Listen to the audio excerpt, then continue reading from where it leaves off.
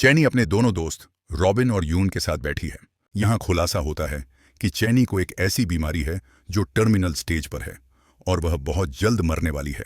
मरने से पहले उसकी आखिरी ख्वाहिश है कि वह पूरी दुनिया घूमे और नॉर्दर्न लाइट्स देखे, लेकिन उसकी अमीर दादी जिन बॉग उसे कहीं जाने नहीं देती। चैनी को पता है कि मेरी दादी मुझे कभी बाहर नहीं जाने देंगी। अगर मुझे अपनी आखिरी ख्वाहिश पूरी करनी है तो हमें कुछ बड़ा करना होगा। तीनों मिलकर किडनैपिंग का नाटक शुरू ही करते हैं कि अचानक सब कुछ बिखर जाता है। नाटक के दौरान चैनी के दिल में अचानक तेज दर्द उठता है। यह कोई नाटक नहीं बल्कि उसे एक भयानक हार्ट अटैक पड़ता है। चैनी की सांसें रुक जाती हैं और उसकी सच में मौत हो जाती है। रॉबिन और यून बुरी तरह डर जाते हैं। उन्हें लगता है कि इस नकली किडनैपिंग के चक्कर में उन्होंने अपनी सबसे अच्छी दोस्त को मार डाला। दोनों रोने लगते हैं और घबरा जाते हैं कि अब वे पुलिस को क्या जवाब देंगे।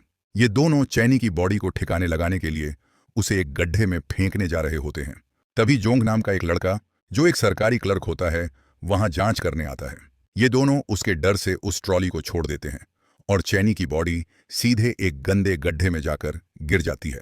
तीनों उस बॉडी के पास जाते हैं, मगर चैनी की बॉडी अचानक उस गड्ढे से गायब हो जाती है।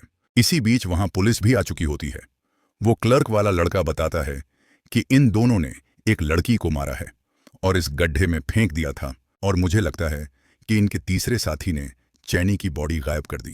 फिर पुलिस वाला कहता है, क्या तुम उस लड़की की बात कर रहे हो जो वहां खड़ी है?